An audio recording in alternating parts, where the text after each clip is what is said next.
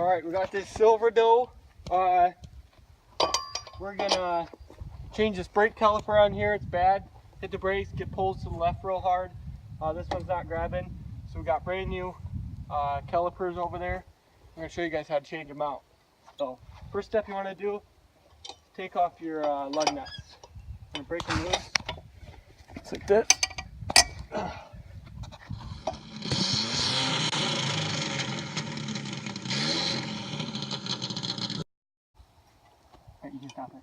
Alright, you're going to jack up the truck, vehicle, whatever you're changing the calipers on. Continue to take off the lug nuts. Alright, here we have a brand new rotor in here. Brand spanking new from some auto parts store. The old one off that side that we did. And I'll show you. This one has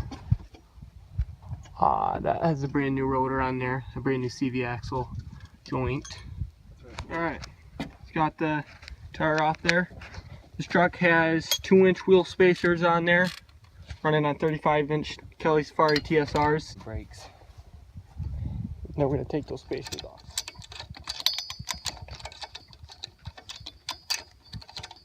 Alright, got the spacer off there. And next step is to pull this brake line off. And, see if I can get a good view of it there. Right there, that nut goes right down from that line. You want to pull that right off.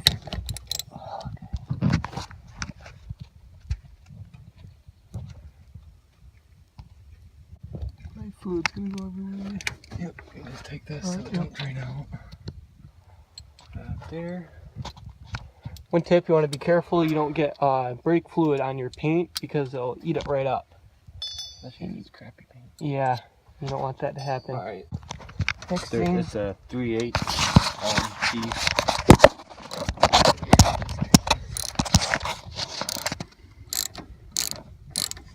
Calipers are hot. Rotors.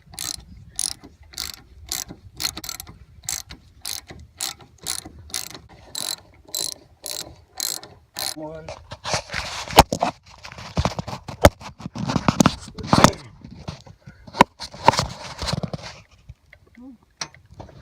Right under that top one, there's one right at the bottom.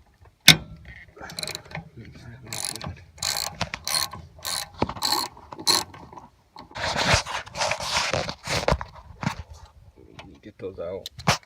Get one out. See, pull these bolts loose.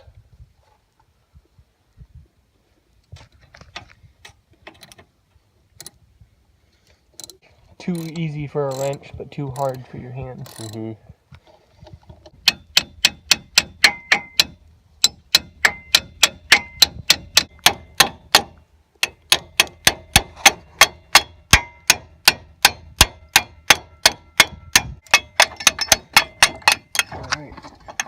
Alright, now the caliper came off after we got those. I'll give a good look at it.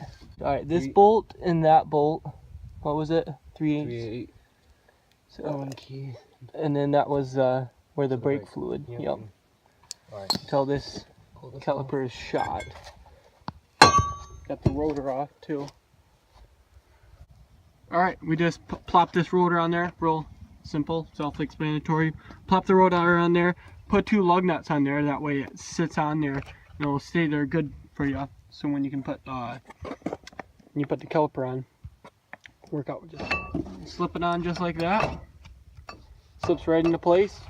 All the new stuff on there. And then same as the last one.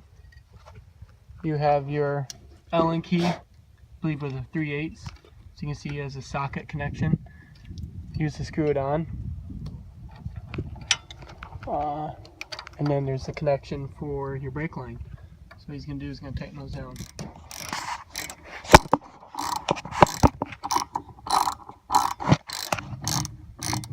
Then what you do is you put one of these washers on this side of the bolt. Put it in there. You put one on this side.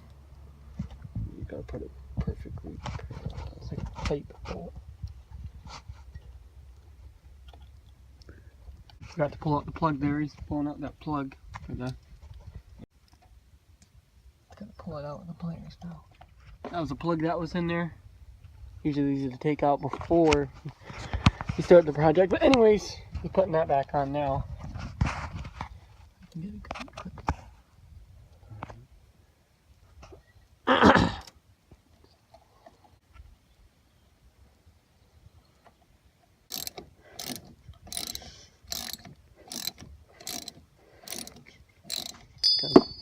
Put our wheel spacer back on here. Okay. Putting the wheel spacer nuts back on.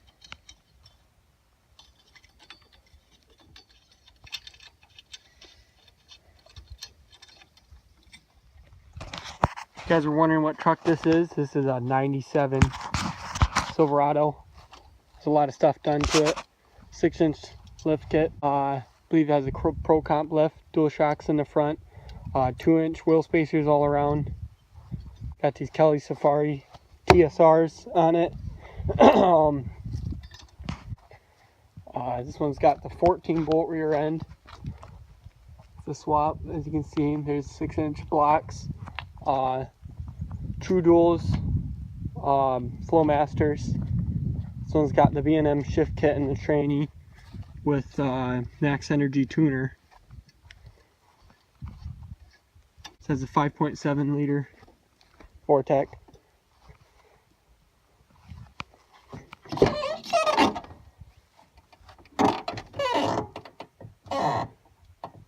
Real nice looking truck.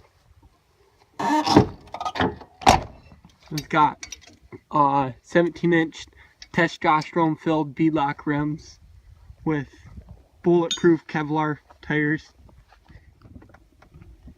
We're bleeding the brakes now. Get the air out of the system.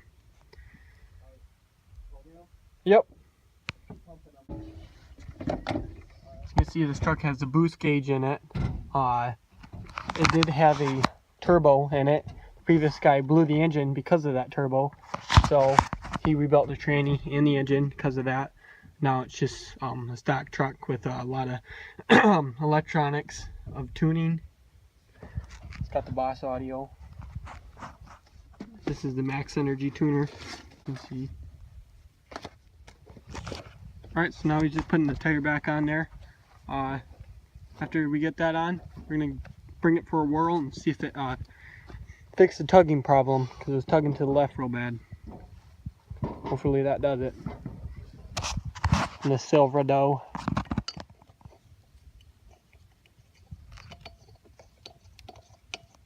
The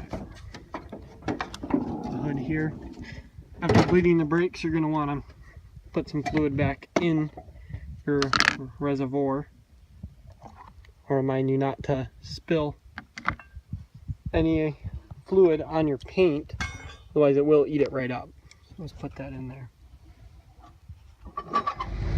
Alright, we're in the Silverado now.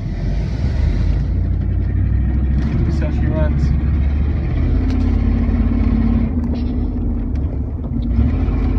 That stops good. It works. Does it work? Yep. Okay. So it kind of does a little bit, but yeah. Dual Flowmasters. Gotta love it. I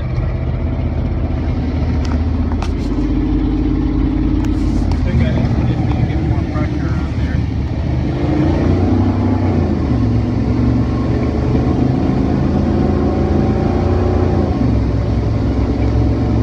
Truck's definitely quick.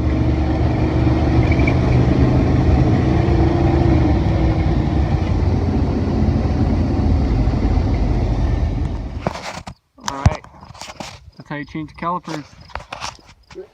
Good tip is you can actually bring these in to the auto parts store, the old ones that you bought it from, and they'll give you money back, like $15 back. So it's a pretty good deal. It's worth the 15 bucks. So